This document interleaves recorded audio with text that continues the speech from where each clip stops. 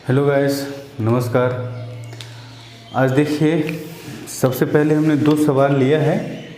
इन दोनों सवालों को हम लोग डिस्कस करेंगे अभी, ठीक है। जैसे देखिए, पहला सवाल में ये कहा गया कि ए बी और सी डी दोनों समांतर है यानी पैरेलल है। एक्स का वैल्यू आपको निकालना है, दो एंगल का वैल्यू आपको दिया गया है, ठीक है। ये आपका 100 डिग्री है, ये आपका 25 डिग्री है। एक्स का मान निकालना है, क्या करेंगे। तो देखिए, जब ये और ये पैरेलल अगर है हमारा, तो हम ऐसा कर सकते हैं, एक काम ये कर सकते हैं कि यहाँ से इसे हम मिला दें, ठीक है। इसको अगर हमने मिला दिया, इसको हम कहते हैं सी पी। तो ए बी और सी पी दोनों समांतर हो गया, ठीक है। और बी ई क्या हो गया, ट्रांसवर्सल हो गया। ट्रांसवर्सल अगर ये थोड़ा सा ऐसा रहता तो आपको और ज़्यादा अच्छा समझ में आता कि बी ट्रांसवर्सल है, लेकिन इसके ना होने से भी कोई फ़र्क नहीं पड़ता है, बात वही है। बी ई आपका ए बी और सी पी का ट्रांसवर्सल है। अब आपसे वैल्यू पूछा जा रहा है एक्स का। अगर ए बी और सी पी पैरेलल है तो ये 100, तो फिर ये भी आपका 100 डिग्री हो जाएगा। ये याद रखने की आवश्यकता नहीं है कि दोनों कोरिस्पॉन्डिंग एंगल यानी संगत कोण है, अतः दोनों 100 डिग्री होगा। ऐसे हम लोग 9th-10th में बनाना पड़ता था, चूँकि लिखना पड़ता था, पूरा डिस्क्रिप्टिव सवाल रहता था, तो वहाँ इस तरह से हम लोग लिखा करते थे कि चूँकि कोण ए बी ई तथा कोण सी पी ई दोनों संगत कोण हैं, अतः इन दोनों का मान समान होगा। इसलिए यदि ए बी ई बराबर 100 डिग्री तो सी पी ई बराबर भी 100 डिग्री। ये सब लिखने की भी आवश्यकता नहीं है, और ये भी याद रखने की आवश्यकता नहीं है कि इसे हम कोरिस्पॉन्डिंग एंगल कहेंगे यानी संगत कोण, या फिर अल्टरनेट एंगल कहेंगे या एकांतर कोण। मतलब कुछ भी ये सब याद रखने की आवश्यकता नहीं, बस जान लिए कि ये दोनों समांतर है, तो या तो दोनों बराबर होगा ये दोनों आपस में, या फिर इन दोनों का योग 180 डिग्री होगा। हम पिछले वीडियो में आपको बता चुके हैं। तो ऐसे सवालों में हम करते क्या हैं, बस एंगल को देखते हैं और समझते हैं कि ये है क्या, ये इसके बराबर जैसा लग रहा है या इससे छोटा या बड़ा लग रहा है। तो बराबर है, ये अधिक कोण है, ये भी अधिक कोण दिख रहा है स्पष्ट। दैट मीन्स ये क्या हो जाएगा, 100 डिग्री। अगर ये 100 है, ये 25 है, तो ये कितना बच जाएगा, ये आपका हो जाएगा 100 + 25 यानी 125। ये बचेगा 180 - 125, क्योंकि त्रिभुज के 3 कोणों का योग क्या होता है, 180 डिग्री। तो 180 में अगर हम 125 को घटा देंगे तब कितना बच जाएगा, बोलिए, 55 डिग्री। और अगर ये 55 डिग्री है तो फिर ये जो हमारा लाइन है, ये पूरा तो आपका 180 डिग्री रहेगा, यानी ये बचेगा कितना, 180 - 55 यानी 125 डिग्री। ये आपका आंसर हो जाएगा, ठीक है। लगे हाथ एक चीज़ और हम आपको यहाँ समझा दें कि किसी भी त्रिभुज में एक्सटीरियर एंगल एक बनता है, जिसे हिंदी में हम बाह्य कोण कहते हैं, ठीक है। किसी भी त्रिभुज में, जैसे ये एक ट्रायंगल है, मान लो ऐसा हमने वो ले लिया ताकि किसी पार्टिकुलर टाइप ऑफ ट्रायंगल ये ना दिखे। ये एक हमने ट्रायंगल बनाया, तो यहाँ पर एक्सटीरियर एंगल ये बनेगा। एक्सटीरियर एंगल कैसे बनता है, किसी भी एक भुजा को आप आगे की ओर जब बढ़ा दीजिएगा, जैसे ए बी सी है, तो बी ए को हमने आगे जब बढ़ा दिया, इस लाइन को जब हमने आगे बढ़ा दिया, तो इस बढ़ी हुई रेखा का जो कोण बन रहा है किसके साथ, त्रिभुज के दूसरे भुजा के साथ, इसी को हम एक्सटीरियर एंगल कहते हैं, ठीक है। अब कहिए कि अगर हम इसे बढ़ा दें तब, अगर आप इसे बढ़ा दीजिएगा तो ये आपका एक्सटीरियर एंगल हो जाएगा। अच्छा, जब दो रेखा परस्पर एक दूसरे को काटती है तो ये और ये कोण बराबर होता है, वर्टिकली अपोजिट होता है, ठीक है, हिंदी में सम्मुख कोण इसे कहते हैं। तो ये और ये क्या हो जाएगा बंधु, आपस में बराबर हो जाएगा, ठीक है। और ये वाला एंगल या ये वाला एंगल दोनों तो बराबर ही है, इन दोनों कोणों के योग के बराबर होगा। यानी अगर ये थीटा है, ये अल्फा है, तो ये वाला क्या हो जाएगा, थीटा प्लस अल्फा। इसके पीछे वजह देखिए, इसको मिटा देते हैं ताकि आप ज़्यादा कंफ्यूज ना हो जाएं। बोर्ड जितना साफ रहता है आपको समझने में उतना ही आसान होगा। जितनी अधिक चीज़ें बोर्ड पे या कागज़ में आपने लिख रखा है, आपका माइंड उतना ज़्यादा स्ट्रेसफुल होता जाएगा। एग्ज़ाम में भी इस चीज़ को ध्यान में रखना पड़ता है कि जिस पेज पे हम रफ वर्क कर रहे हैं उसको अनावश्यक हम गंदा ना करें कैलकुलेशन में। जिन चीज़ों में हमें कैलकुलेशन करना एकदम आवश्यक है तो फिर बात अलग है, लेकिन अगर थोड़ा कम कैलकुलेशन करके हम काम चला सकते हैं तो वो रास्ता हम लेंगे। कभी भी रफ पेज को ज़्यादा पेचीदा नहीं कर देना है, ज़्यादा गंदा नहीं कर देना है, वो आपके सीधा माइंड पे असर डालेगा। तो देखिए अब आपको समझ में आ रहा होगा कि ये एंगल जो है ये थीटा प्लस अल्फा क्यों होगा। किसी भी त्रिभुज के तीनों कोणों का योग 180 डिग्री का होता है, ठीक है। मतलब अगर ये मान लो गामा है, थीटा अल्फा, चलो इसको बीटा कहते हैं, ज़्यादा फैमिलियर है आप लोग के साथ, थीटा अल्फा बीटा, ठीक है। तो theta plus alpha plus beta क्या होगा, theta plus alpha plus beta क्या होगा, 180 डिग्री। अगर ये x है तो x प्लस बीटा भी आपका क्या हो जाएगा, 180 डिग्री। यानी बीटा में हम थीटा प्लस अल्फा को जोड़ रहे हैं, तब जितना आ रहा है उतना ही हमें मिल रहा है x को जोड़ने पे। इसका मतलब ये हुआ कि x थीटा प्लस अल्फा के बराबर है।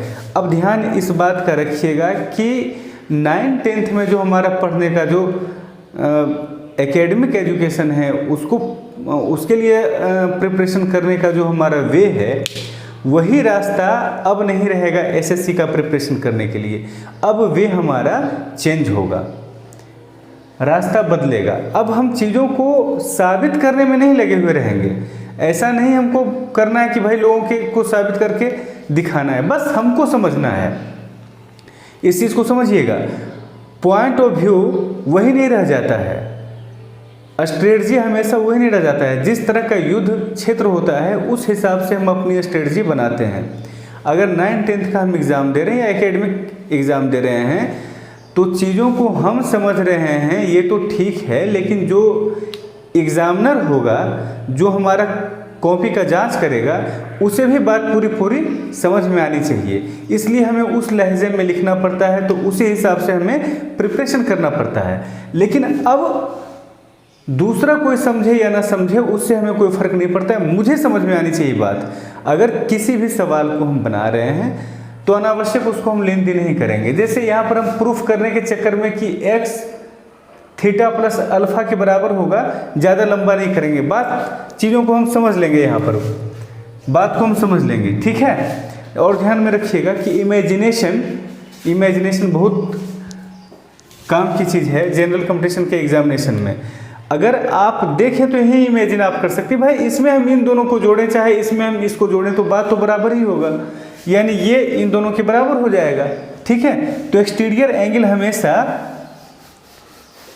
दो इंटीरियर एंगल के योग के बराबर होगा। कौन सा इंटीरियर एंगल, जो उसके अपोजिट में है। अगर मान लो कि हम लाइन यहाँ खींच देते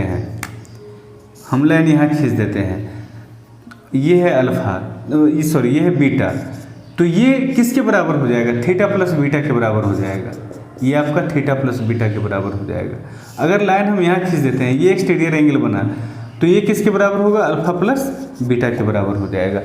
हर एक वर्टेक्स पे दो एक्सटीरियर एंगल बनेगा और दोनों ही बराबर होगा, यानी ये भी अल्फा प्लस बीटा होगा, ये भी आपका ये एक्सटीरियर एंगल नहीं है, ध्यान में रखिएगा। एक्सटीरियर एंगल हमारा कौन सा है, ये alpha plus theta plus beta,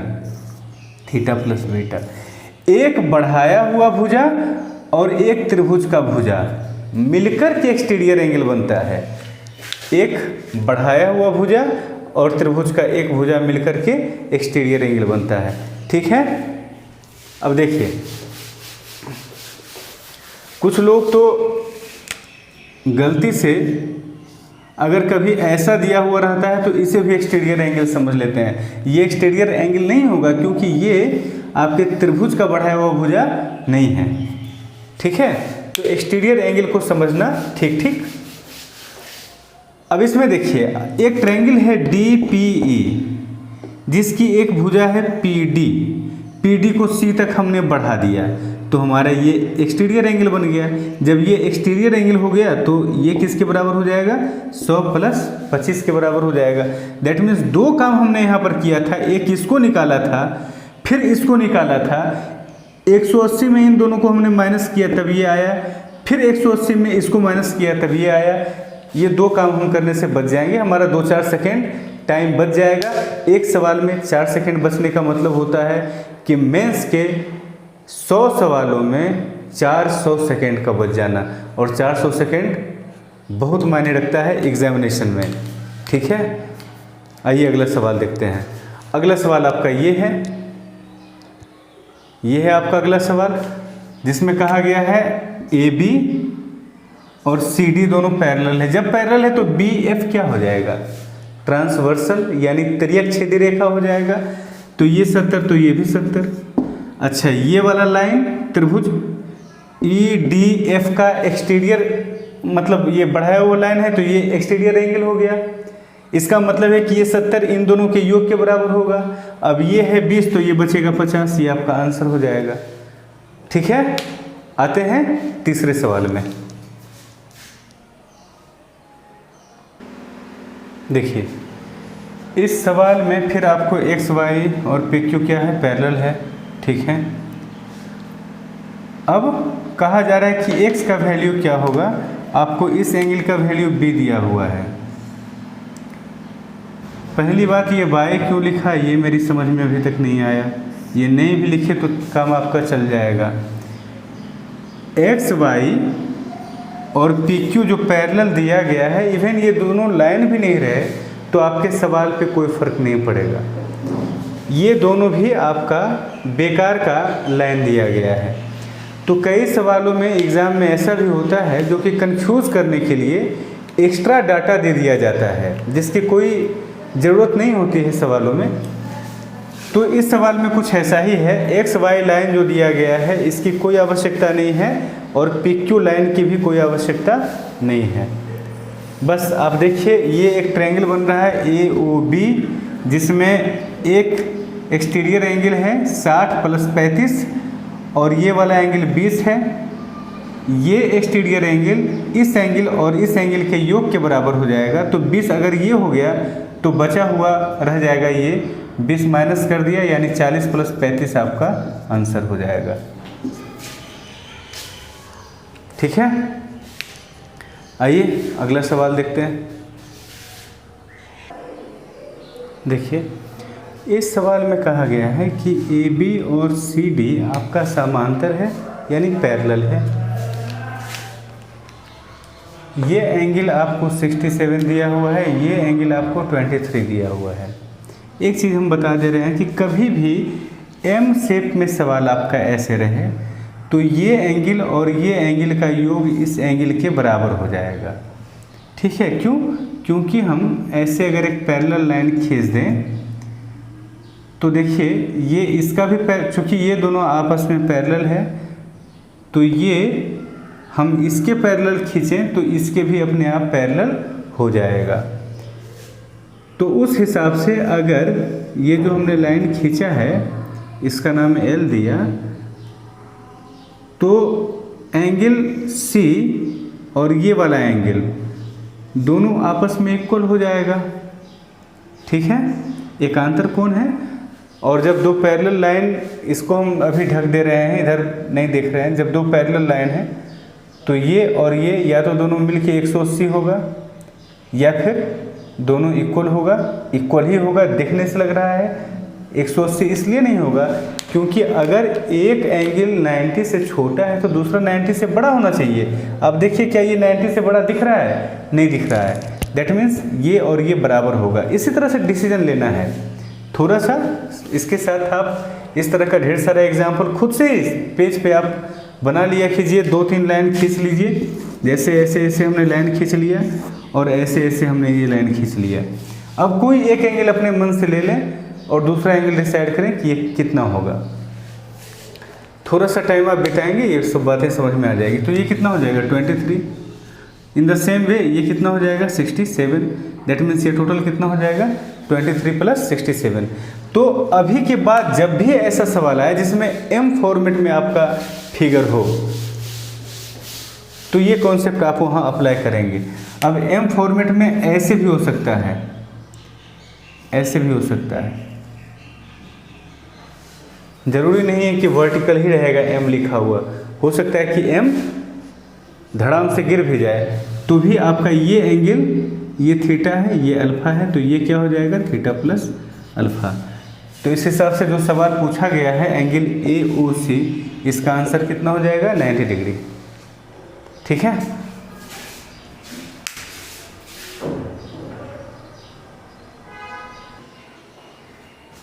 देखिए इस सवाल में दिया गया है कि AB, MN और CD तीनों आपस में समांतर हैं।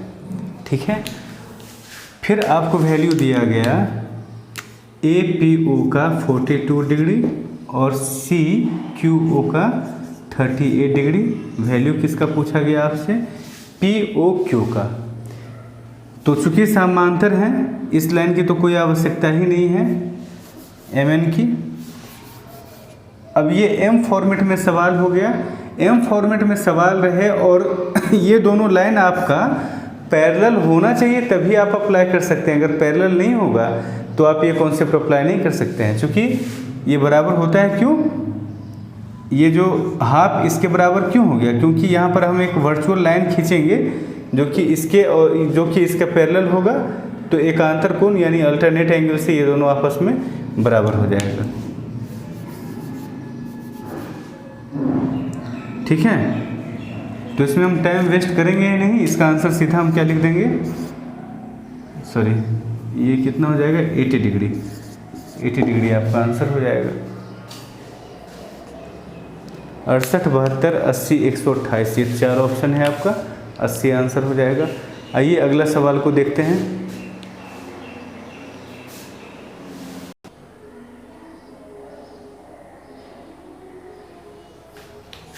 देखिए अगला सवाल है जिसमें कहा गया है कि AB और DE आपस में समांतर है। ठीक है। AB parallel DE। वैल्यू आपसे पूछा जा रहा है A + B - C का। सबसे पहले तो थोड़ा देर आप इसमें खुद से प्रयास कीजिए बनाने का, क्योंकि कुछ कुछ आइडिया आपको मिल गया होगा और उसके बाद हम बताते हैं। ठीक है। या आप वीडियो को पॉज कर लीजिएगा फिर आप प्रयास कीजिएगा। देखिए सवाल में आपको दिया हुआ है AB और ये एंगल आपका C है। सवालों को हल करने में जैसा कि अभी हमने कहा था, मैथमेटिक्स में, और मैथमेटिक्स में ही नहीं बल्कि बाकी के सब्जेक्ट में भी, जो एक इंसान का बहुत बड़ा हथियार है वो है उसका इमेजिनेशन। अगर इमेजिनेशन आपका स्ट्रॉन्ग है तो बहुत भारी भारी सवाल आपको बनाना नहीं पड़ेगा बल्कि उसका आंसर आपको दिखाई पड़ेगा। इमेजिनेशन कमज़ोर है तो आपको दिखाई नहीं पड़ेगा। एक इंटरव्यू मैंने चेतन भगत का देखा था, उसने कहा था कि आपको बुक्स पढ़ना चाहिए, बुक्स पढ़ने से इमेजिनेशन बढ़ता है और इमेजिनेशन बढ़ने से आपका जो पर्सनालिटी है किसी चीज़ को विजुअलाइज करने में आप सक्षम हो पाएंगे। अदरवाइज कोई घटना घट रही है, उस घटना के बारे में आपको बताया जा रहा है, कुछ भी विजुअलाइज नहीं हो पाएगा। आदमी और जानवर में यही फ़र्क होता है, चीज़ें अगर कुछ बोली जाती हैं तो एक जानवर के कान में भी वो पड़ता है, आदमी के कान में पड़ता है, आदमी के कान के पर्दे पे जाके टकराता है अगर आवाज़, तो जानवर के कान के पर्दे से भी टकराती है आवाज़। लेकिन आदमी उस चीज़ को विजुअलाइज कर लेता है, जानवर विजुअलाइज नहीं करता है।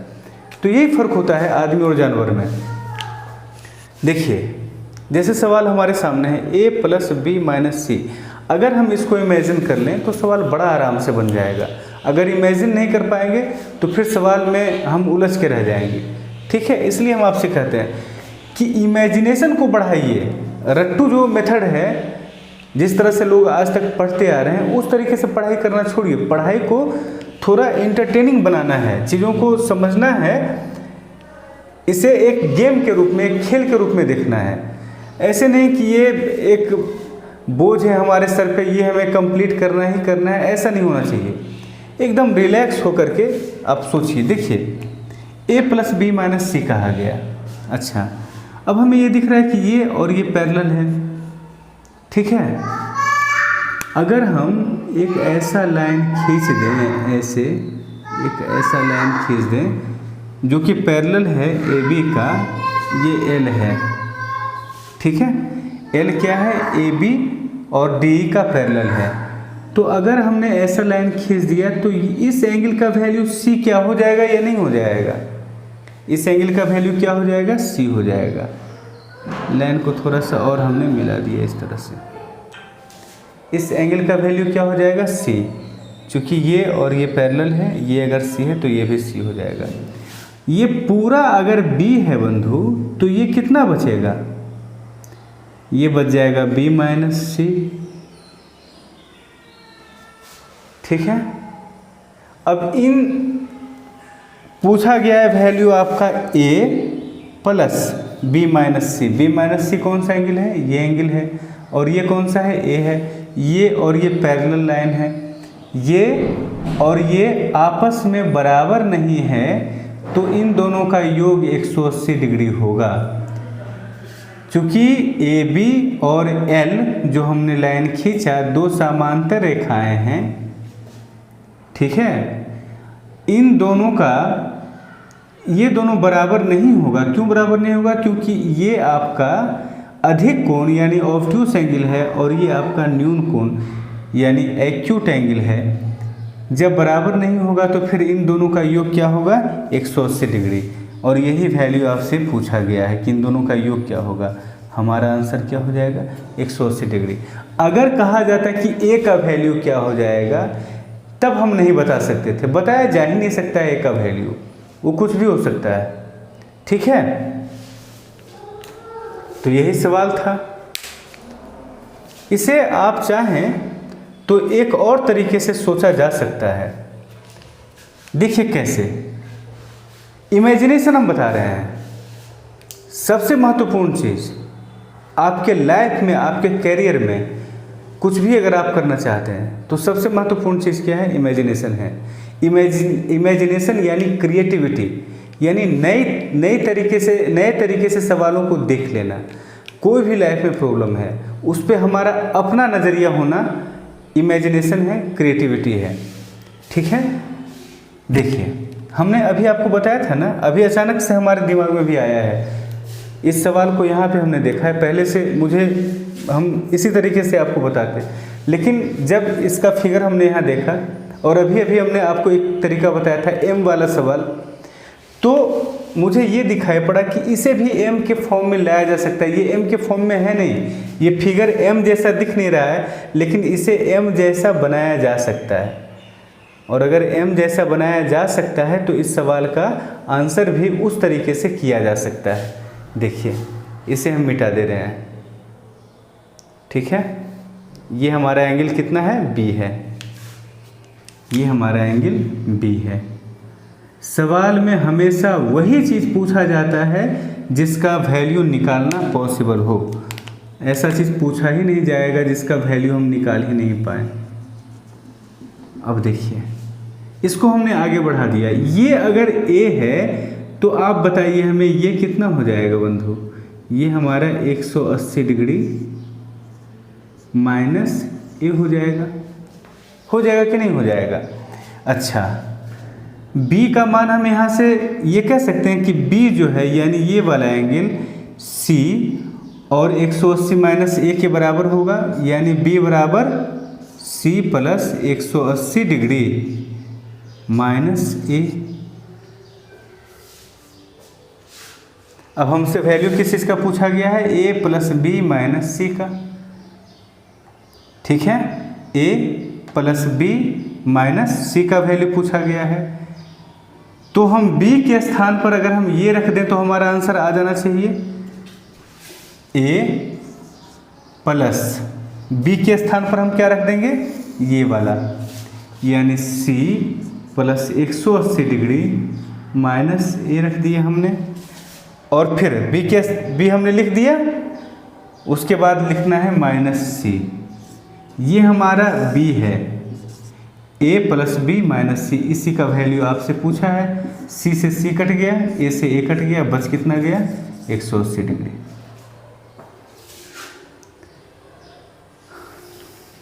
ठीक है, तो एक सवाल को कई तरीके से अगर हम देखना स्टार्ट कर दें, हमारा विजुअलाइजेशन, हमारा इमेजिनेशन, चीज़ों को हमारा कल्पना करने का जो क्षमता है वो बढ़ जाएगा। और कल्पना करने का क्षमता जितना बढ़ेगा, एग्ज़ाम में, एग्जामिनेशन हॉल में हम उतना ही रिलैक्स रहेंगे, उतना ही आसानी से सवालों का आंसर करके आएंगे। ठीक है, देखिए अगला सवाल देखते हैं। देखिए ठीक वैसा ही एक और सवाल आपके सामने आ गया है। ठीक है, इसमें तो m हमें दिखाई भी पड़ रहा है। m कैसे है, इसका नाम हम p दे देते हैं और ये तो d है ही। तो AP ये अगर O है तो APODC ये m जैसा है और ये पैरेलल है भी, यानी यहाँ पे हम वो कॉन्सेप्ट लगा सकते हैं हम वाला। ये वैल्यू कितना हो जाएगा 80 डिग्री। अगर ये 80 डिग्री हो गया तो ये कितना हो जाएगा 30 प्लस 80 यानी 110। तो x का मान क्या हो जाएगा 100, यही हमारा आंसर हो जाएगा। ठीक है, इस वीडियो का लेंथ 25 मिनट पार कर गया है। इसको इस वीडियो में यहीं तक हम रहने देते हैं। नेक्स्ट वीडियो में कुछ और सवाल हम लेंगे। ठीक है, और उसके बाद ये जो आपका चैप्टर है अगले ही वीडियो में उम्मीद करते हैं ख़त्म हो जाएगा। जो भी 1-2 सवाल बच रहा है, 2-4 सवाल, उसको नेक्स्ट वीडियो में कर लेते हैं। और उसके बाद हम लोग ट्रायंगल स्टार्ट करेंगे, जो कि बहुत ज़्यादा इम्पोर्टेंट टॉपिक है। ये हमने बस इसलिए कराया, इसका सवाल आता है CGL में और CHSL में तो बहुत आता है, MTS में बहुत आता है। ये आसान टॉपिक था, लेकिन इसे कराना ज़रूरी इसलिए भी था क्योंकि जो कॉन्सेप्ट इसमें इस्तेमाल होता है, अगर हम इसको इग्नोर करके आगे बढ़ जाएं तो उन कॉन्सेप्ट का फ़ायदा नहीं उठाया जा सकेगा। ठीक है, तो आज का क्लास मतलब इस वीडियो को यहीं एंड करते हैं और नेक्स्ट वीडियो में देखते हैं दूसरे सवालों को। ठीक है।